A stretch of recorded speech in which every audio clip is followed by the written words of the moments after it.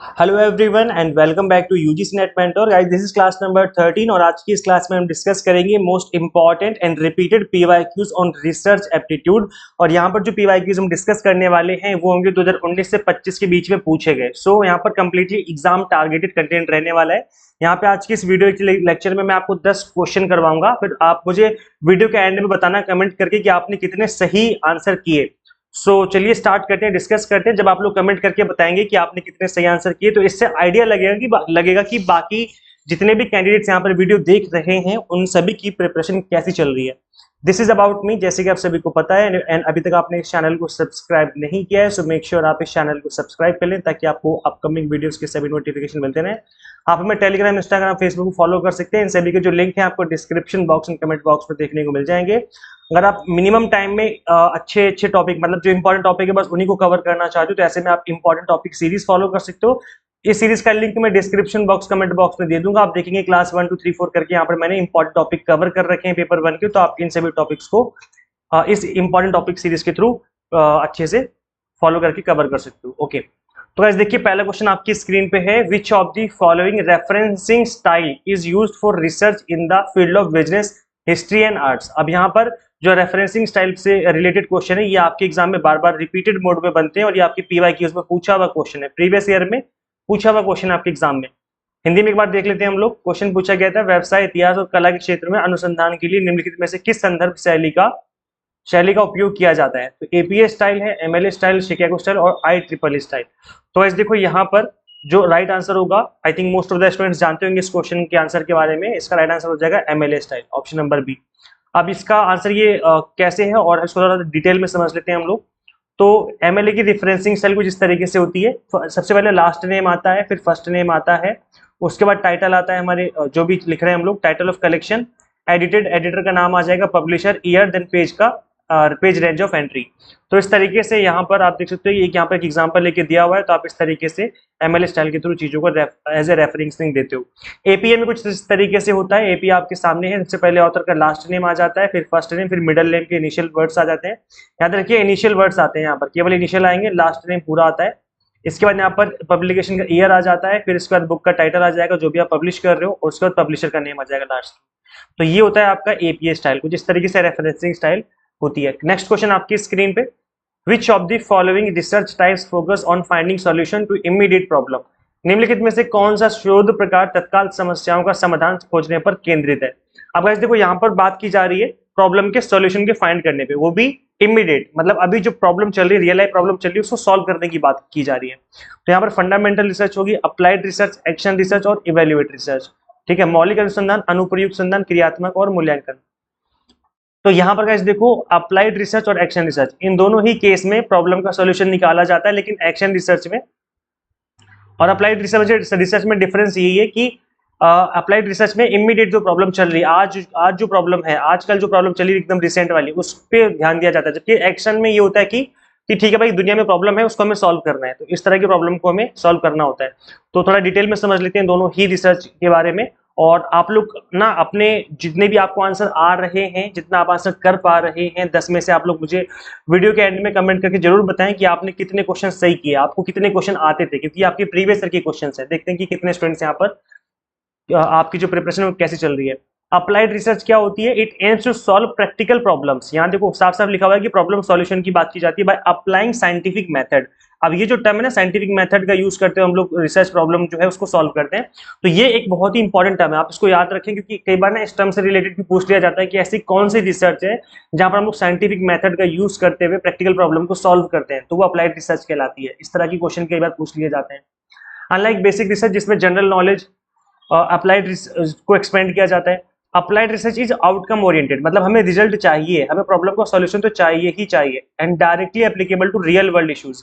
It involves using existing knowledge to develop new technology, product हो गया, process हो गया, industry, health care and other sector. किसी भी सेक्टर की, किसी भी इंडस्ट्री की प्रॉब्लम हो सकती है, उसको सॉल्व करने की बात जो है अप्लाइड रिसर्च के थ्रू की जाती है। यहाँ पर हिंदी मीडियम में लिखा हुआ है, आप चाहे तो पढ़ सकते हैं, वैसे आप देखेंगे मैंने एक्सप्लेन तो हिंदी में ही किया है, तो I think most of the students को समझ में आ ही गया होगा। एक्शन रिसर्च की अगर हम बात करें तो ये क्या होता है? Action research is type of research that aims to address real world problem. देखो यहाँ पर भी रियल वर्ल्ड प्रॉब्लम को सॉल्व करने की बात की जा रही है by actively engaging a problem solving and reflecting on the process. It involves a cyclical process of planning. अब याद रखना यहाँ पर एक प्रोसेस होता है जिसके थ्रू हम लोग एक्शन रिसर्च करते हैं। सबसे पहले प्लानिंग की जाती है, फिर एक्टिंग, फिर observing, then reflecting with the goal of making practical changes and improving practices. तो यहाँ पर प्रॉब्लम तो सॉल्व करना है, लेकिन ऐसे नहीं कि इमीडिएटली प्रॉब्लम को सॉल्व करना है, मतलब आज ही प्रॉब्लम की सॉल्यूशन चाहिए। एक्शन रिसर्च का मतलब ये हो गया कि आप प्रॉब्लम का सॉल्यूशन तो निकालना चाहते हो, लेकिन वो प्रॉब्लम ऐसे इमीडिएट वाली नहीं है, मतलब कोई इमरजेंसी कंडीशन नहीं चल रही है आपने, कोई इमरजेंसी जैसे कोरोना टाइप की प्रॉब्लम है तो वो इमरजेंसी है, मतलब आज ही में सॉल्व करना है, उसको कुछ भी हो जाए मैं जल्दी से जल्दी उसका सॉल्यूशन निकालना है। तो वो हम करते हैं हम लोग अप्लाइड रिसर्च की केस में, जहां पर हम लोग हेल्थ केयर या इस तरह की जो प्रॉब्लम होती है उनको हम इमीडिएटली प्रॉब्लम का सॉल्यूशन निकालने की कोशिश करते हैं bye scientific methods. Next question, question number 3, in the context of research ethics which of the following is most important. ये भी आपके एग्जाम में पूछा हुआ क्वेश्चन है, देखो कितना इजी और इंपॉर्टेंट क्वेश्चन है। शोध नैतिकता के संदर्भ में निम्नलिखित में से कौन सा सबसे महत्वपूर्ण है। अब यहाँ पर एथिक्स की बात की जा रही है, रिसर्च एथिक्स की बात की जा रही है। सो maintaining confidentiality, publishing result, data analysis, literature review. तो वैसे देखो जब भी हम एथिक्स की बात करते हैं तो वहाँ पर हम कॉन्फिडेंशियलिटी की बात करते हैं कि जिसका भी आप डेटा ले रहे हो उसकी पर्सनल डिटेल्स को आप एकदम से मतलब उसको हमें रिवील नहीं करना है, हमें कॉन्फिडेंशियल रखना है उसके डेटा को। तो डेटा तो यूज करेंगे, उसकी बेसिस पे हम रिजल्ट भी निकालेंगे, लेकिन हम ये नहीं बताएंगे कि वो इंसान रहता कहाँ पे है, क्या करता है और किस तरीके से उसकी जिंदगी चल रही है। मतलब हमें उसकी पर्सनल प्रॉब्लम को पर्सनल जो चीजें उसको हमें कॉन्फिडेंशियल रखना होता है। सो यहाँ पर राइट आंसर क्या हो जाएगा, option number A. I hope आप सभी लोगों ने इसका सही आंसर किया होगा और मोस्ट ऑफ द स्टूडेंट्स यहाँ पर सही आंसर कर रहे होंगे। तीन में से तीन क्वेश्चन आप लोगों में से सही कर दिए होंगे आप लोगों ने। इसका एक्सप्लेनेशन देख लेते हैं। Said that maintaining confidentiality ensures the privacy and protection of research participants. गोपनीयता बनाए रखने से अनुसंधान प्रतिभागियों की गोपनीयता और सुरक्षा सुनिश्चित होती है। तो प्राइवेसी जो है मेंटेन रखनी होती है, ये रिसर्च एथिक्स हमें समझाता है, सिखाता है। नेक्स्ट क्वेश्चन आपकी स्क्रीन पे फटाफट से करते हैं। विच of the following is not characteristic of qualitative research. इसमें से क्या क्वालिटेटिव रिसर्च का कैरेक्टरिस्टिक नहीं है। अब ये भी आपके एग्जाम में पूछा हुआ क्वेश्चन है, प्रीवियस ईयर का क्वेश्चन है ये। निम्नलिखित में से कौन सी गुणात्मक शोध की विशेषता नहीं है। सो सब्जेक्टिविटी, कॉन्टेक्चुअलाइजेशन हो गया, स्टैटिस्टिकल एनालिसिस हो गया, ओपन एंडेड रिस्पॉन्सेज हो गए। तो जब भी हम बात करते हैं क्वालिटेटिव रिसर्च की तो उस केस में सब्जेक्टिविटी तो होती है। कॉन्टेक्स्ट, किस कॉन्टेक्स्ट में स्टडी कर रहे हो आप, वो भी बहुत जरूरी होता है ना। स्टैटिस्टिकल एनालिसिस नहीं हो सकता, क्यों, क्योंकि ये सब्जेक्टिव है। क्वालिटेटिव स्टडी कर रहे हो आप, और क्वालिटेटिव स्टडी का मतलब है कि किसी के गुण पढ़ रहे हो, है ना। अब जैसे आप ईमानदार हो तो ये आपका गुण है। गुणात्मक शोध की जा रही है कि लोग इस पर्टिकुलर एरिया में, इस पर्टिकुलर देश में कितने लोग ईमानदार रहते हैं। तो आप ये नहीं कह सकते कि इसकी ईमानदारी 70% है, इसकी ईमानदारी 20% है। या तो ईमानदार होगा या तो ईमानदार नहीं होगा, दोनों में से एक आंसर होगा, है ना। या तो मेहनती होगा या तो मेहनती नहीं होगा। आप ये नहीं कह सकते कि ये इंसान 90% मेहनती है और इसका जो छोटा वाला भाई है वो 85% मेहनती है। तो ऐसा तो कोई तरीका नहीं है चीजों को जज करने का। तो इस तरीके से जो है आप करते हो इसमें, इसी वजह से क्वालिटेटिव रिसर्च में स्टैटिस्टिकल एनालिसिस पॉसिबल नहीं होती है। तो इसका आंसर क्या हो जाएगा, सांख्यिकीय विश्लेषण गुणात्मक शोध की विशेषता नहीं है। आई होप आपने इसका आंसर भी एकदम सही किया होगा और आप लोगों ने 4 में से 4 नंबर अब तक ले लिए होंगे। आगे बढ़ते हैं गाइस। इसका एक्सप्लेनेशन गिवन है that qualitative research focus on understanding phenomena through subjective analysis and does not primarily rely on statistical method, है ना। तो यहाँ पर जो है सब्जेक्टिविटी पे फोकस किया जाता है, थ्योरेटिकल चीजों पे फोकस किया जाता है। नेक्स्ट क्वेश्चन आपकी स्क्रीन पे, what is the primary purpose of literature review. Literature review का रिसर्च में प्राइमरी पर्पस क्या होता है, मतलब मेन पर्पस बताना है। शोध में साहित्यिक समीक्षा का प्राथमिक उद्देश्य क्या होता है। और ये आपके एग्जाम में पूछा हुआ क्वेश्चन है। देखो कितना इंपॉर्टेंट और इजी क्वेश्चन है, इंपॉर्टेंट भी है साथ में इजी क्वेश्चन भी है।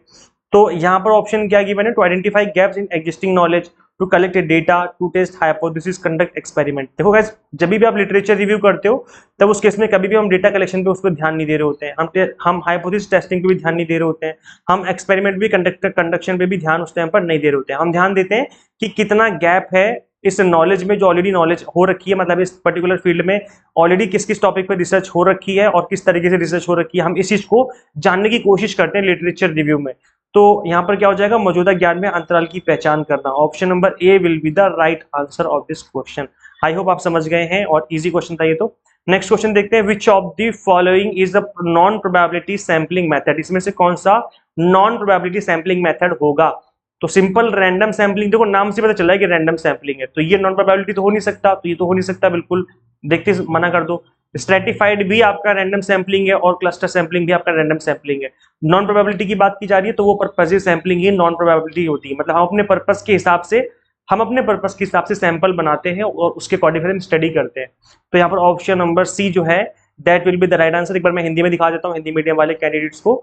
निम्नलिखित में से कौन सी गैर संभाव्यता नमूनीकरण की विधि है? तो ये इसका आंसर हो जाएगा उद्देश्यपूर्ण नमूनाकरण, क्योंकि यहाँ पे हम अपने उद्देश्य के अनुसार से सैंपल बनाते हैं और फिर उसके ऊपर हम स्टडी करते हैं। ठीक है, तो यहाँ पर option number C will be the right answer of this question. अब गाइस देखो यहाँ पर मैं बता दूं कि क्लास नंबर 7 आप जरूर देखिए अगर आप मेथड सैम्पलिंग के सभी मेथड्स जानना चाहते हो। इसके अलावा आप अगर मेथड्स ऑफ रिसर्च जानना चाहते हो कितने तरह के मेथड्स होते हैं, तो क्लास नंबर 7 क्लास नंबर 8 ये 2 क्लासें हैं।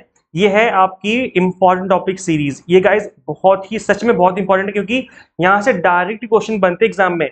और ऐसा अगर आपको यकीन नहीं हो रहा तो आप कमेंट सेक्शन में जाके देखना, इन वीडियोस के नीचे बच्चे कमेंट करके खुद बताते हैं कि सर हमने डायरेक्ट क्वेश्चन एग्जाम में देखने को मिले हैं इस सीरीज से। तो इतनी इंपॉर्टेंट ये सीरीज है, इसलिए मैं बोल रहा हूँ बार बार कि जिनको पढ़ना है इसी अटेम्प्ट में इस एग्जाम को क्रैक करना है, इसलिए आप इंपॉर्टेंट टॉपिक सीरीज को जरूर फॉलो करें। इस सीरीज का लिंक मैं डिस्क्रिप्शन बॉक्स कमेंट बॉक्स में दे दूंगा। सो यहाँ से आपका ये कंप्लीट जो टॉपिक है सैम्पलिंग वाला या मेथड्स ऑफ रिसर्च हो गए, हर तरीके के टॉपिक यहाँ से कवर हो जाएंगे आपके। नेक्स्ट क्वेश्चन आपकी स्क्रीन पे, in hypothesis testing what does the p value indicate? So यहाँ पर पी वैल्यू की बात की जा रही है हाइपोथेसिस टेस्टिंग के अंदर। देखो गाइस मैंने हाइपोथेसिस टेस्टिंग के ऊपर एक अलग से क्लास ले रखी है। अगर आपको नहीं पता कि हाइपोथेसिस टेस्टिंग क्या होती है, टी टेस्ट क्या होता है, जेड टेस्ट क्या होता है, एनोवा और काई स्क्वायर टेस्ट क्या होते हैं, तो आपको इसको जानना चाहिए, बिकॉज यूजीसी नेट एग्जाम में इन टॉपिक्स पे भी क्वेश्चन बन रहे हैं आज के टाइम पे। तो ये क्लास आप जरूर देखें, छोटी सी क्लास है, 20 मिनट की क्लास है। अगर आप इस क्लास को देखेंगे तो ये जितने टॉपिक है सारे के सारे आपके टॉपिक कवर हो जाएंगे एक ही बार में, मतलब अच्छे से क्लियर हो जाएंगे और क्वेश्चन बनेगा तो आप डेफिनेटली उसका आंसर कर पाएंगे। तो ये हाइपोथेसिस टेस्टिंग की क्लास का लिंक मैं डिस्क्रिप्शन बॉक्स में कमेंट बॉक्स में पिन कर दूंगा, तो वहां पे जाके आप इस क्लास को जरूर देखिए। अब यहाँ पर एक बार मैं हिंदी मीडियम वाले कैंडिडेट्स को क्वेश्चन दिखा देता हूँ। परिकल्पना परीक्षण में पी मान क्या दर्शाता है? शून्य परिकल्पना के सत्य होने की संभावना, शून्य परिकल्पना के सत्य होने पर डेटा के अवलोकन की संभावना, प्रभाव आकार या फिर विश्वास अंतराल। एक बार हम इंग्लिश में एक बार गो थ्रू कर लेते हैं। सो यहाँ पर पी वैल्यू क्या इंडिकेट करता है?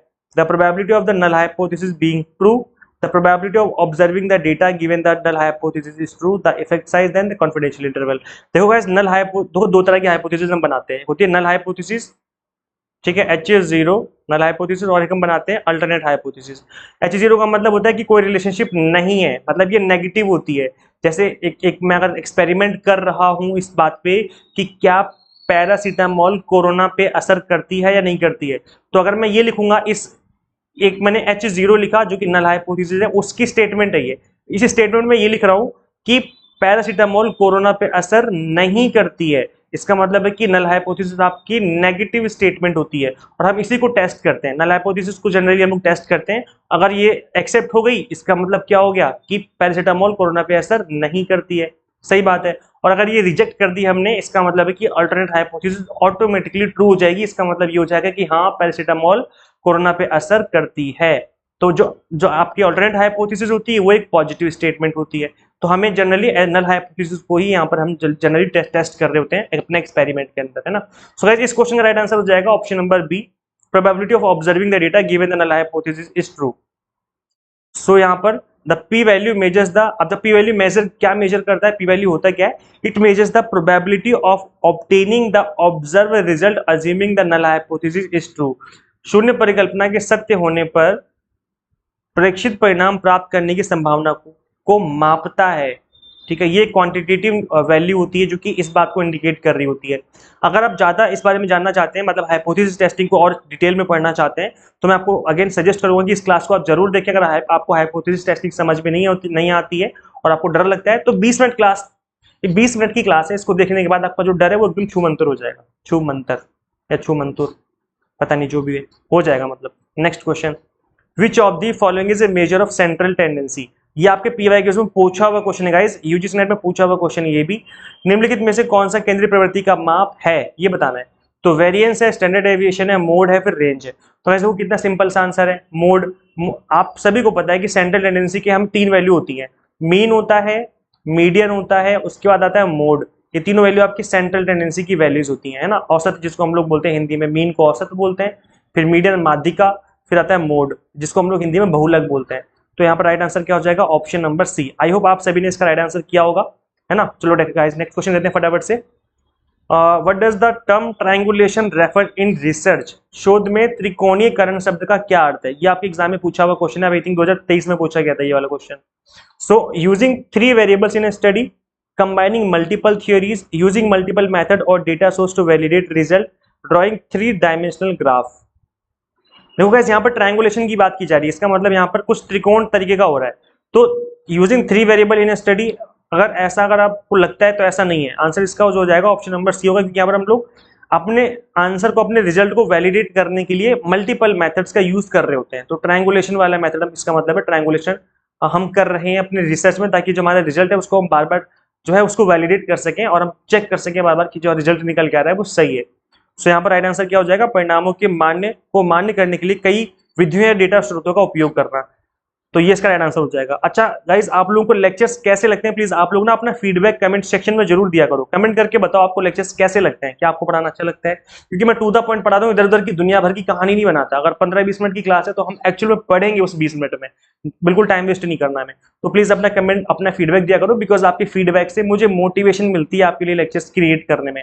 तो अपना फीडबैक दे के जरूर जाया करो क्लास में। विच ऑफ दी, और ना क्लास को शेयर किया करो, जहां भी जिस भी ग्रुप पे आप ऐड हो वहां पे शेयर कर दो। कोई फ्रेंड आपकी तैयारी करे उनके साथ भी आप इस वीडियो को शेयर कर सकते हैं। सो वीडियो को शेयर जरूर किया कीजिए आप लोग। क्वेश्चन है, which of the following is an example of primary data source? निम्नलिखित में से कौन सा प्राथमिक डेटा स्रोत का उदाहरण है? तो टेक्स्ट बुक हो गया, टेक्स्ट बुक तो नहीं हो सकता, इंसाइक्लोपीडिया भी नहीं हो सकता, लिटरेचर रिव्यू भी नहीं हो सकता, वो भी आपका सेकेंडरी, ये सारे सेकेंडरी मेथड होते हैं। इंटरव्यू डायरेक्टली आप करते हो जो आप प्राइमरी डेटा जब आप कलेक्शन कर रहे होते हो। So option number C is the correct answer of this question. फटाफट से कमेंट करके बताओ कि 10 क्वेश्चन में से आपने कितने क्वेश्चन सही किए हैं। जितने ज्यादा कमेंट आएंगे उससे हमें पता चलेगा कि आप लोगों की प्रिपरेशन कैसी चल रही है।